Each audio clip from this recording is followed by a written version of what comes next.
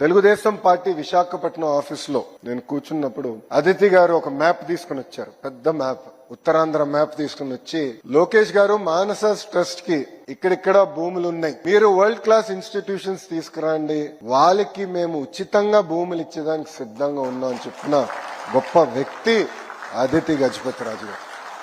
ఈరోజు గజం గజం కోసం కొట్టుకునే సమాజంలో వేలాది ఎకరాలు ప్రజల కోసం అందించిన గొప్ప కుటుంబం ఇది. నేను వేదిక పైన వచ్చినప్పుడు నవ్వుతూ అటు అశోక్ గారికి అదితి గారికి నేను చెప్తాను, రాత్రి నన్ను ఇద్దరు పడుకోనిలేదండి. ఇది ప్రజలందరూ ఈ విషయం వినాలి. ఈ MOU ఫైల్ రాష్ట్ర ప్రభుత్వం ఆమోదం తెలపాలి. సో నాకు రాత్రి ముఖ్యమంత్రి గారి కార్యాలయంతో నేను ఫాలోఅప్ చేస్తున్నాను. ఎందుకంటే గౌరవ ముఖ్యమంత్రి గారు పర్యటనలో ఉన్నారు, ఫైల్ తొందరగా క్లియర్ చేయాలని నేను ఫాలోఅప్ చేస్తున్నాను. గౌరవ ముఖ్యమంత్రి గారు సెక్రటరీ గారు నాకు ఫోన్ చేసి, ఫైల్ వచ్చింది, పర్పెచువల్ గా ఉచితంగా భూమి అంటే లీజ్ కూడా కాకుండా ఉచితంగా భూమి ఇద్దామని ఈ ఫైల్లో ఉంది, ఇది సాధ్యం కాదు అన్నారు. అప్పుడు నేను అన్నా, దాతలు లేని ఇబ్బంది మనకెందుకు సార్ ప్రభుత్వంగా అన్నా. లేదు, ఒకసారి మీరు మళ్ళీ మాట్లాడండి, ఏదో టోకెన్ అమౌంట్ ₹1 పెట్టాల్సి వస్తుందేమో అన్నారు. ప్రయత్నిస్తాను సార్ అన్న. అశోక్ గారికి ఫోన్ చేసేంత సాహసం నేను చేయాల.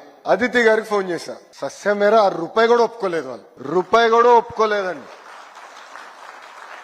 అంటే ఆ పట్టుదల, కమిట్మెంట్ సమాజం పట్ల ఎంత ఉందో దయచేసి ప్రజలందరూ గమనించాల్సిన అవసరం.